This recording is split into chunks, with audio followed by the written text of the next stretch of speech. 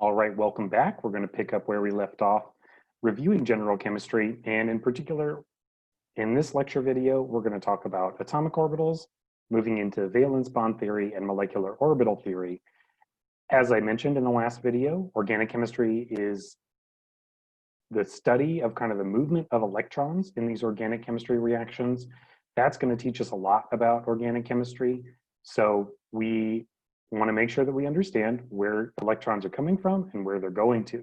So let's start off by reminding ourselves about the homes of electrons, the atomic orbitals. So as you'll recall, electrons are very small, negatively charged particles. As such, they have a very significant wave character. And so quantum mechanics was developed in the early 1920s to help explain some of their properties. As it turned out, they're governed by these wave equations, and given the amount of energy that a particular electron has, it has to satisfy or exist within a wave function. And the orbitals that we commonly talk about are just the solutions, basically. It's a plot of the wave function squared, and it gives us an idea of the probability of an electron being at any given distance from the nucleus, and we get these pretty pictures out of it. It doesn't really matter. We're actually going to mostly focus on the pictures here for organic chemistry. Once you move into physical chemistry, you get to do all the fun math. For now, we pretty much just skip that. So yeah, this is the atomic orbital, and that's where our electrons are going to be living. So remember, we have different types of orbitals. You can have s orbitals, p orbitals, d orbitals, f orbitals. We're mostly going to be focusing on s and p orbitals. Of course, we're dealing with carbon, which only has s and p electrons, and our valence electrons are mostly s and p character anyway, so you don't really have to worry too much about the d electrons until later in the semester. So recall these electron density plots. This is where we see it here. These plots are basically the volume that contains a 90 to 95% probability of finding an electron. And so, yeah, just think of it more of like a probability map. This is where the electron is likely to be in at any given time. So we mentioned before that electrons have a very significant wave character because they're very small and they have very low mass. So one consequence of that is waves have phases, and so do atomic orbitals. So for example, like a two-dimensional wave, we kind of simplify things here to have a two-dimensional wave analogy. If you have a two-dimensional wave, you can think of this as an ocean wave.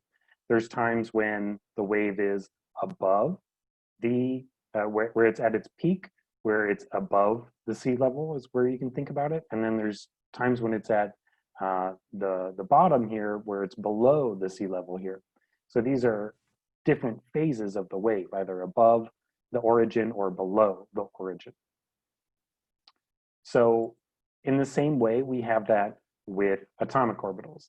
So nominally, we give like a plus and a minus character. It's important to remember the plus and the minus don't refer to the charge of the atomic orbital, it's just the phase. So sometimes it's really easier to see it in terms of colors. So we use a red color for the plus phase, and then a blue color for the minus phase. Again, doesn't have anything to do with the charge, it just is the phase of the wave itself.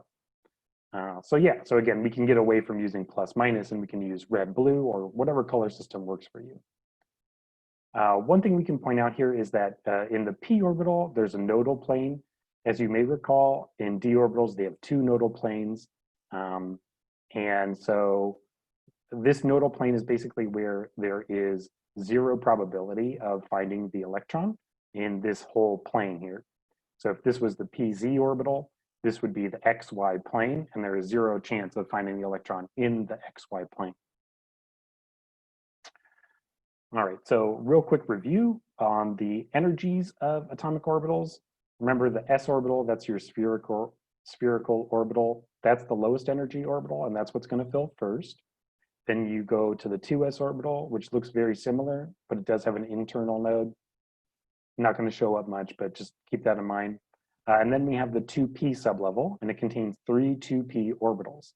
So the 2p orbitals look like these two-lobed structures, where one lobe has red character, the other lobe has blue character.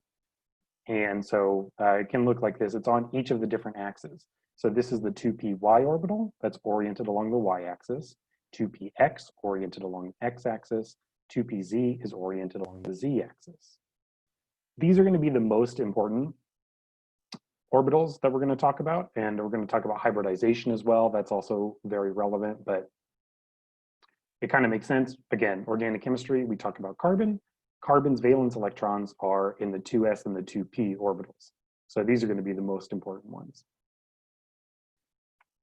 Quick review of electron configuration. As I mentioned, electrons are going to fill the hydrogen, or I'm sorry, the 1s sublevel first, the 1s orbital, then move into the 2s orbital, and then finally we're in the 2p sublevel, so it's going to fill the 2p sublevel. Now, it's going to fill one orbital at a time here. As you may recall, that is Hund's rule. So again, following these here, we have the Aufbau principle, then we have the Pauli exclusion principle, and the Hund's rule. Aufbau principle just says that electrons are going to fill from the lowest energy up. So again, 1s, then 2s, then 2p. The Pauli exclusion principle says that no two electrons can have the same 4 quantum numbers. In other words, they can't occupy the same orbital and have the same spin. That's why we have this up arrow here, and then it's paired with a down arrow here. As you may recall, that's your spin quantum number. This one's at +1/2, and this one's at -1/2. Once you have these 2 electrons in here, it's full. You can't fit a third one or anything in there. And then finally, we have Hund's rule, where Hund's rule now, that applies when we have the 2p sublevel. We have 3 different orbitals. They all have the same energy, so they are what we call degenerate. So when you start filling these here, so boron has 2p1, so we put 1 electron there. Carbon, 2p2, so we put 1, 2. Rather than pairing it here, we put it in the next available slot. And that's just because, remember, electrons are negatively charged, so if they occupy the same orbital, they're going to interact unfavorably with one another. So in other words, you put 1 into each orbital before you have to pair it. Okay, so that's atomic orbitals. Now we're going to apply that to our first bonding theory, valence bonding theory, and then we're going to increase our knowledge and our understanding by moving into molecular orbital theory. So yeah, so a bond is going to occur when atomic orbitals overlap, and specifically it's going to occur when they overlap constructively. And what I mean when I say that is that if you have 2 orbitals that are in the same phase, as they approach one another, they are going to constructively interfere. Just like when 2 waves come to meet each other in a 2-dimensional way, or like on the ocean or on a lake, when they meet each other, if they're both above the surface of the lake, then they're going to add and build on top of one another. So this is kind of what this is showing here, this illustration. We have these 2 different atomic orbitals. They're approaching one another. Here, they're both in the same phase. They're both above the lake. So they add together and they form an even higher wave. This is what we call constructive interference. And this is going to be where we have these valence bonds form. On the other hand, if we have 2 orbitals that are out of phase as they approach one another, we get destructive interference. And if we have destructive interference, then we're going to form a node where, again, there's not going to be any electron density. So yeah, just kind of pointing out here, the 2 orbitals have to be in the same phase to get constructive interference. Okay, so there's a couple different kinds. We're going to talk about sigma interactions here, and then we'll talk about pi interactions in a little bit. When you have 2 s orbitals that come together, basically, they're going to directly overlap with one another. I think anyone can see here, these have the same color. They're both in the blue phase. As they approach one another, they're going to constructively interfere, and they're going to form this bond. Now, to point out here, this bond, the overlap between the 2 atoms is in the same axis as those 2 atoms. So there's electron overlap. If you draw a line from one atom to the other, you're drawing it through the bond. And so that's what we call sigma overlap. This is going to make more sense once I show you what pi overlap looks like, where that is not the case. You actually have a node at this point. So that's our sigma bonds. Okay, so now that's valence bond theory. Now the problem is valence bond theory doesn't explain everything, and it actually doesn't really fit with our current theory either. So to help explain other phenomena, like for example, why is molecular oxygen paramagnetic. That's one example of something that wasn't explained by valence bond theory.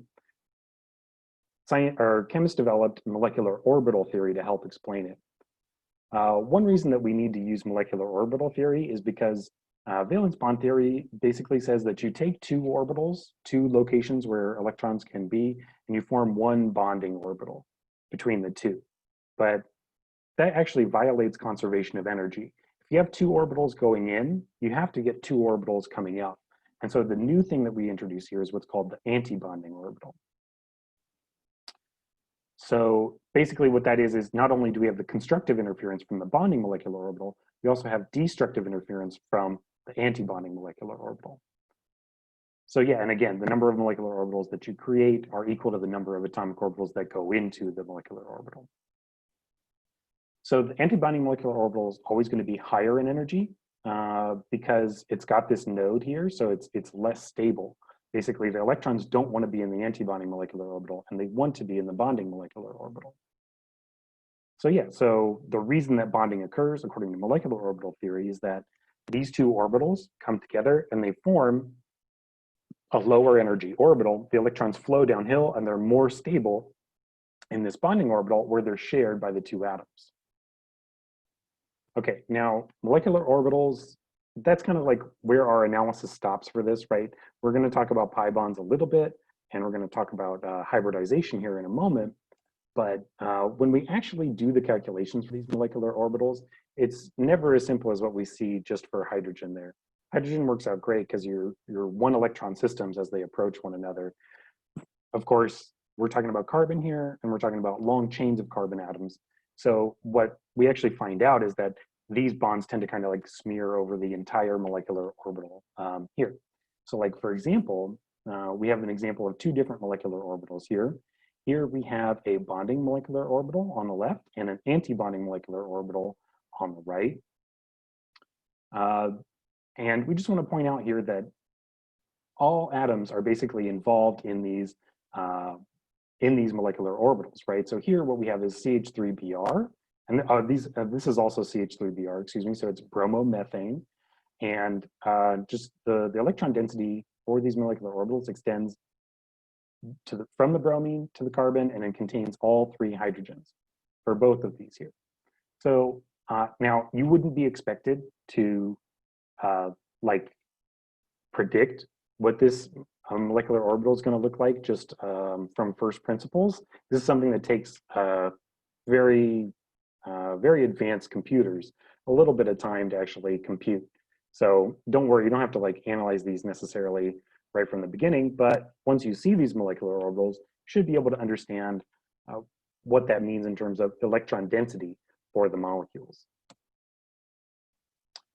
Okay, so now in molecular orbital theory, we always end up with the highest energy occupied molecular orbital and then the lowest energy unoccupied molecular orbital. So the highest occupied molecular orbital, that's our HOMO, and then the lowest unoccupied molecular orbital, that's our LUMO. The highest occupied molecular orbital, that's where the electrons reside in the molecule. And then the lowest unoccupied molecular orbital, that's where if electrons were to come in, that's where they're going to enter. That's like a hole basically where the electrons can come in from the outside. Those are always the first two molecular orbitals that are going to be considered in a molecular reaction. Think about it this way. If you have electrons going from a molecule, they're going to come from the highest occupied molecular orbital.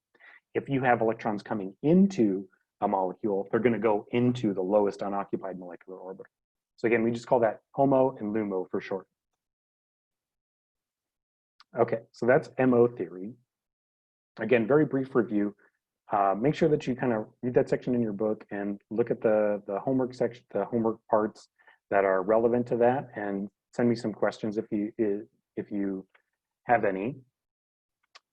Next up, we're going to talk about hybridization. So if we look at the atomic orbital or electron configuration for carbon, what we actually predict is that carbon should just have two bonds, basically.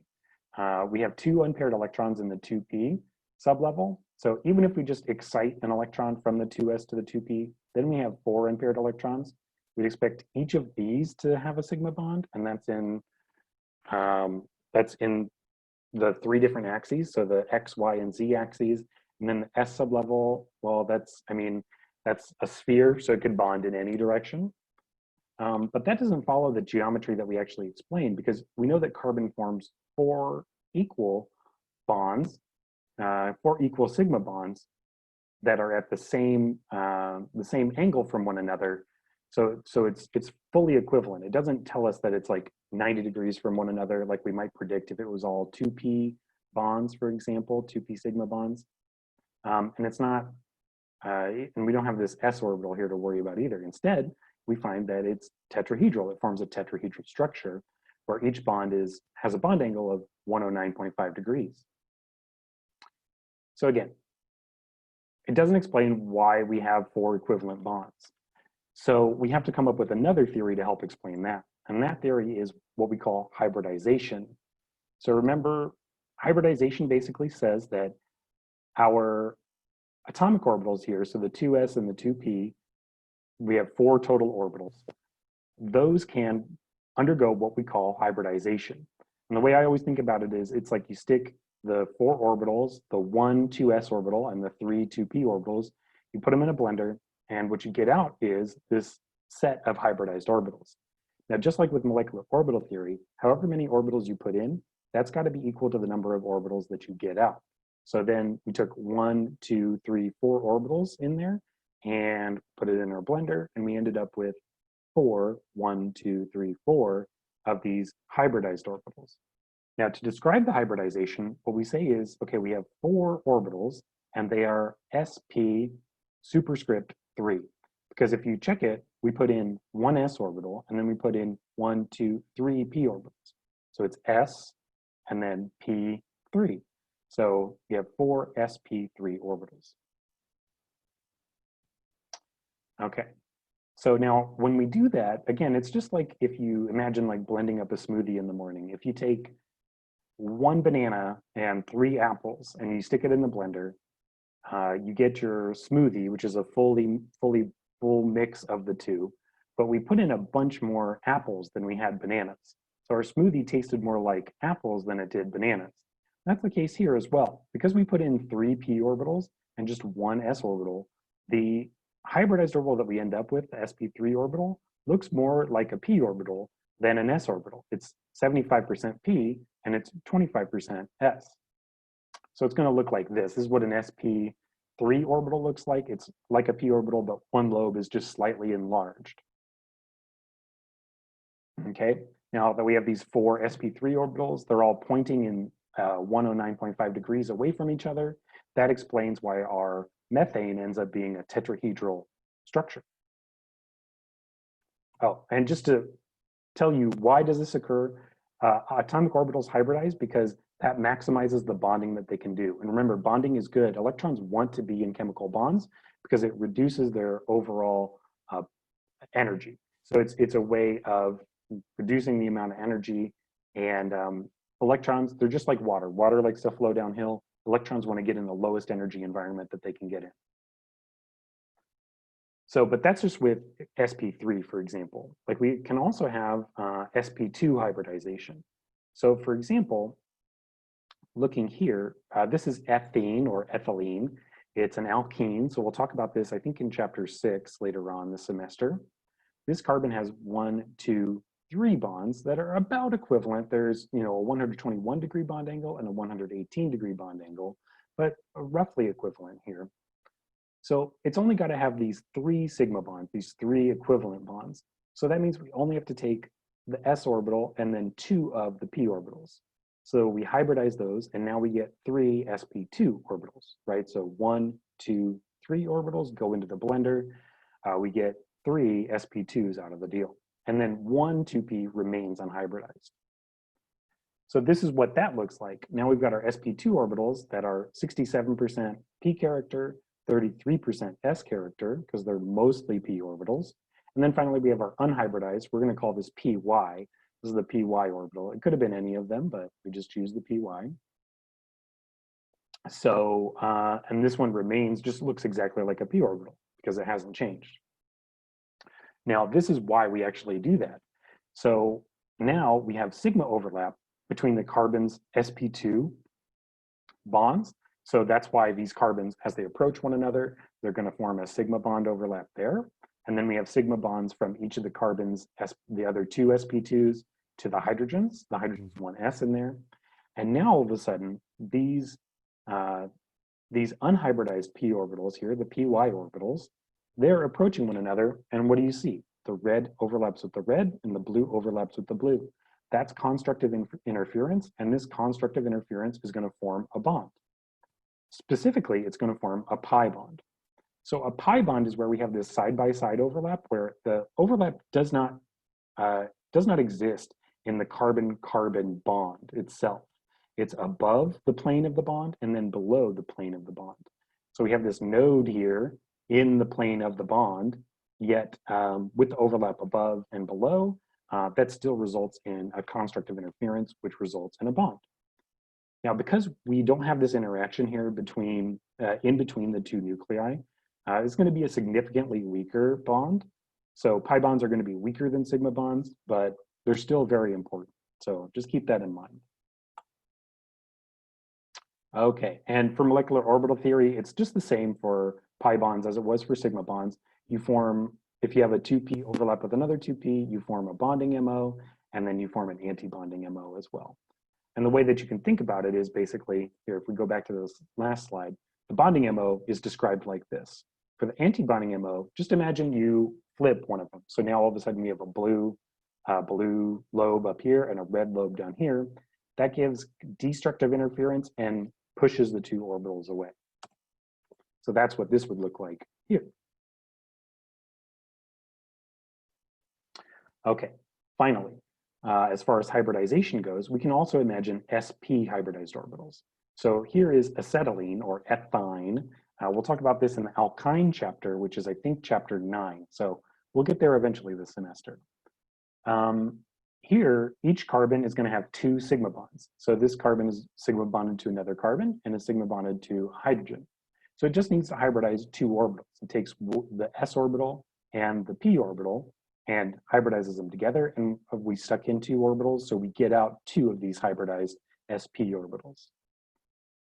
Now these sp orbitals are going to look much more like s orbitals than the previous two orbitals that we covered, because they're 50% s character and 50% p character. That leaves us with two unhybridized p orbitals. So we have the sigma overlap from the sp orbitals of each of the carbons, and then we have two different pi overlaps.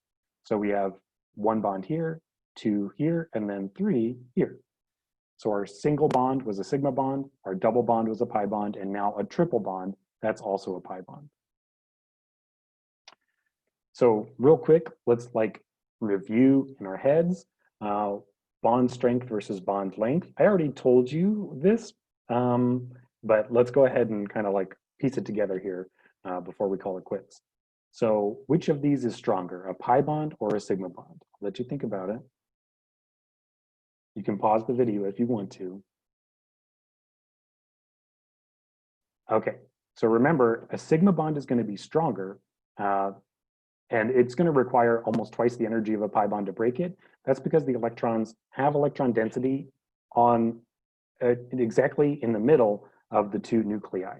So that's going to bring those atoms closer together. It's going to be much stronger. It's a stronger position for that. And then here, which should be longer, an sp3 sigma bond overlap or an sp sigma bond overlap? Realize the more s character in the orbitals, the shorter they will be. Go ahead, pause the video. And okay, so let's go ahead.